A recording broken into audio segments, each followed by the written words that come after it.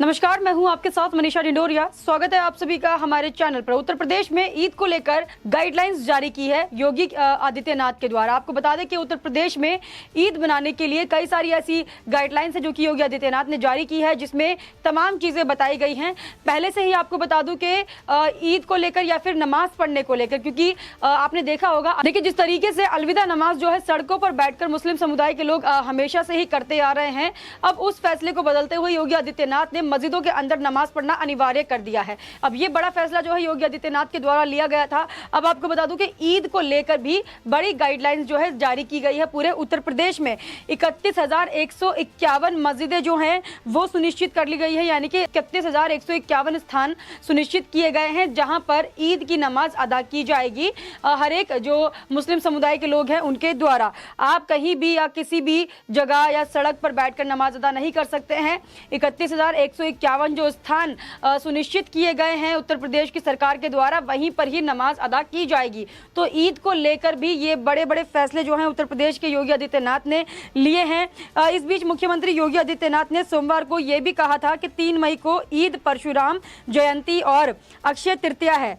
तो इन पावन अवसरों पर जितने भी ये जो बिजली कटौती की अभी परेशानी उत्तर प्रदेश में चल रही है, तो इन त्योहारों के चलते बिजली कटौती बिल्कुल भी नहीं होनी चाहिए। यानी कि ईद, परशुराम जयंती और अक्षय तृतीया, ये तीनों पावन त्योहारों पर बिजली की कटौती नहीं होनी चाहिए और उत्तर प्रदेश की जनता को किसी भी तरह की परेशानी जो है इन त्योहारों के चलते नहीं होनी चाहिए।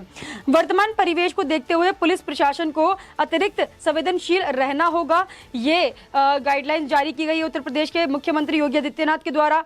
हर एक पर्व शांति और सौहार्द के बीच संपन्न हो, इसके लिए स्थानीय जरूरतों के मद्देनजर सभी जरूरत प्रयास किए जा रहे हैं। धार्मिक कार्यक्रम, पूजा पाठ आदि निर्धारित स्थान पर ही हो। यह भी एक देखिए गाइडलाइन यहाँ पर जारी की गई है कि धार्मिक स्थानों के अलावा कहीं भी जो पूजा पाठ अर्चना होता है या फिर नमाज अदा करना होता है वो कहीं पर भी नहीं होना चाहिए, क्योंकि इससे अन्य जनों को जो है डिस्टर्बेंस होती है, यानी कि तकलीफ होती है, परेशानियों का सामना करना पड़ता है। तो उसी के तहत ये किसी एक धर्म के लिए या मजहब के लिए नहीं है, हर एक धर्म के व्यक्ति के लिए ये गाइडलाइन जारी की गई है।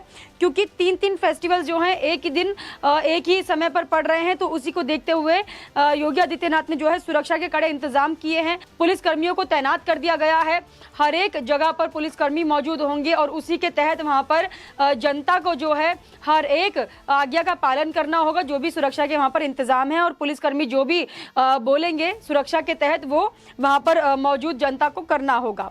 धर्म गुरुओं से संवाद बनाकर ये सुनिश्चित करें कि सड़क मार्ग यातायात बाधित कर कोई धार्मिक आयोजन ना हो। तो धर्म गुरुओं से भी बात करने की अपील यहाँ पर योगी आदित्यनाथ ने की है।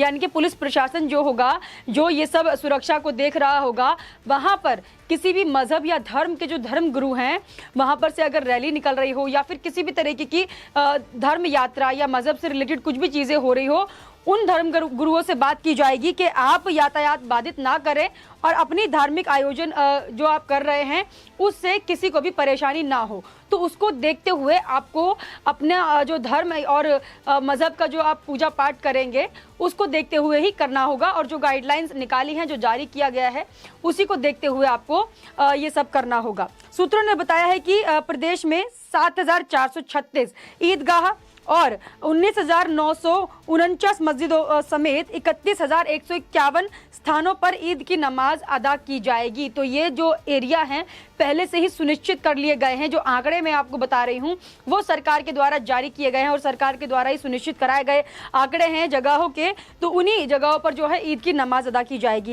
इस दौरान अति संवेदनशील 2,846 नमाज स्थलों पर सुरक्षा के अतिरिक्त इंतजाम किए गए हैं।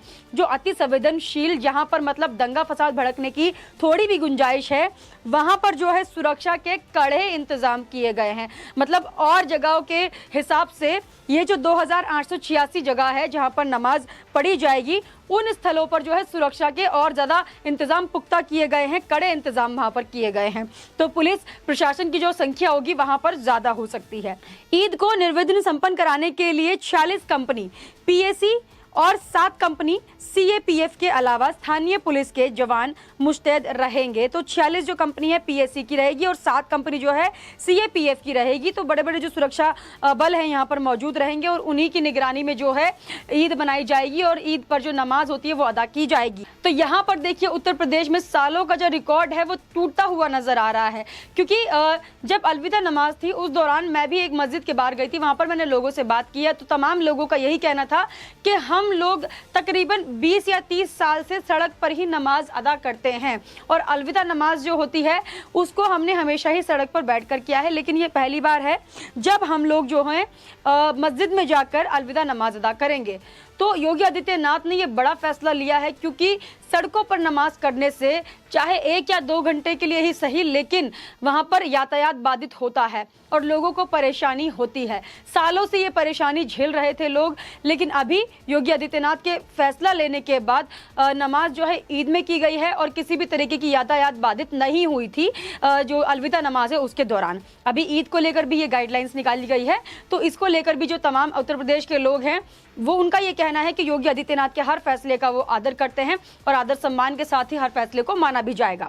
उन्होंने बताया कि सुरक्षा के मद्देनजर आज रात से ही ईदगाह और मस्जिदों के बाहर पुलिस के जवान तैनात किए जाएंगे, जो शरारती और अवांछनीय तत्वों का पर जो है कड़ी नजर रखेंगे। अब जितने भी ये सुरक्षा कर्मी हैं वो ईदगाह और मस्जिदों पर कड़ी नजर रखेंगे, यानी कि जितने भी ये कट्टरपंथी सोच विचारधारा वाले लोग होते हैं जिनसे दंगा भड़क सकता है या फिर कुछ भी ऐसी छोटी से छोटी चीज़ों पर निगरानी रखी जाएगी जिससे उत्तर प्रदेश में ईद के दिन किसी भी तरीके का बवाल ना हो। तो इसीलिए सुरक्षा जो है कड़ी है, तो इसके तहत वहां पर किसी भी तरीके का दंगा फसाद होने की गुंजाइश बहुत ज़्यादा कम है। इस दौरान देखिए अफवाहों पर लगाम के लिए सोशल मीडिया पर भी कड़ी नजर रखी जाएगी। तो एक टीम यहां पर सुनिश्चित कर ली गई है सोशल मीडिया हैंडल के लिए, ताकि ज्यादातर जो खबरें होती है वो सोशल मीडिया से ही तूल पकड़ती है। अब सोशल मीडिया पर अफवाह आग की तरह फैल जाती है, तो सोशल मीडिया पर निगरानी के लिए एक टीम होगी जिससे कि छोटी से छोटी खबर पर जो है नजर रखी जाए। अगर भीड़ में कुछ भी ऐसा हादसा होता है वो सोशल मीडिया पर कुछ और तरीके से ना रिप्रेजेंट किया जाए तो उस पर भी नजर रखी जाएगी जिससे कि दंगा ना भड़के। सूत्रों ने बताया है कि ईद के सिलसिले में अब तक धर्मगुरुओं के साथ 29,808 बैठकें की जा चुकी हैं और सहमति के आधार पर 60,150 लाउडस्पीकर उतारे जा चुके हैं। 60,000 से ज्यादा लाउडस्पीकर उतारे जा चुके हैं और लगभग इतनी ही संख्या में तमाम लाउडस्पीकर्स की जो आवाज है उनको कम किया गया है। तो आप समझ सकते हैं कि 60,000 से ऊपर लाउडस्पीकर्स जो कि अवैध तरीके से बजाए जा रहे थे, बहुत ज्यादा तेज आवाज में बजाए जा रहे थे, जिनसे लोगों को तकलीफ हुआ करती थी, कंप्लेंट कई बार लोग कर चुके हैं। तो इसी के चलते 60,000 लाउडस्पीकर उतारे गए और लोगों को ये फैसला अच्छा भी लगा, लाउडस्पीकर की आवाज कम भी करी गई। ऐसा नहीं कि मस्जिदों के ही लाउडस्पीकर हटाए गए हैं, बस ये मंदिरों पर भी लागू हुआ है। मंदिरों को देखते हुए भी और तमाम तरीके से जो ध्वनि प्रदूषित होता है, जो ध्वनि प्रदूषण हो रहा है देश में, उसको देखते हुए भी इन लाउडस्पीकर्स की आवाजों को कम किया गया है, जबकि 60,178 की आवाजों को कम किया गया, जैसे कि मैंने आपको बताया। ईद के मद्देनजर मुख्यमंत्री ने अधिकारियों को बिजली पानी के समुचित प्रबंध किए जाने के निर्देश दिए हैं।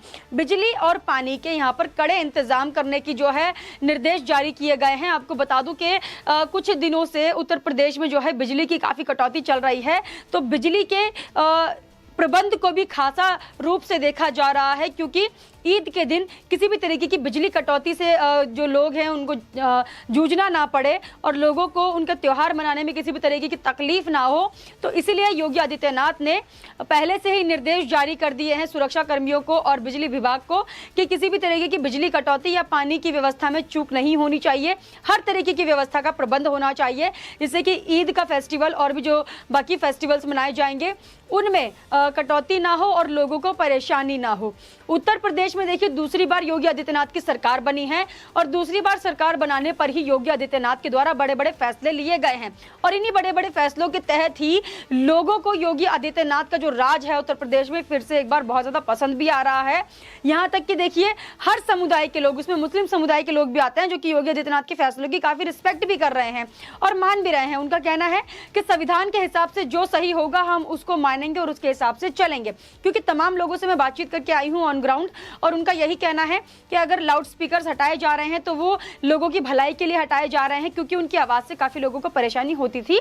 तो अवैध रूप से जो हो रहा था उसको हटाना सही है, लाउड स्पीकर की आवाज़ भी कम करना सही है, क्योंकि मस्जिद के दायरे में अगर वो बजाया जाए, क्योंकि वही लोगों तक सीमित रहना चाहिए जो लोग इसका लाइक नमाज करते हैं या फिर उस धर्म या मजहब से रिलेट करते हैं, तो उन लोगों तक वो आवाज़ जानी चाहिए, ना कि दूसरे लोगों को उससे परेशानी होनी चाहिए। तो ये यहाँ पर निर्देश जारी किए हैं कि मस्जिद के चारों ओर दीवारों के अंदर ही जो है नमाज की जो आवाज़ है वो सुनाई देनी चाहिए, ना कि उसके बाहर। अगर उसके बाहर जाती है तो उसका जुर्माना और हर्जाना भी भरना पड़ सकता है।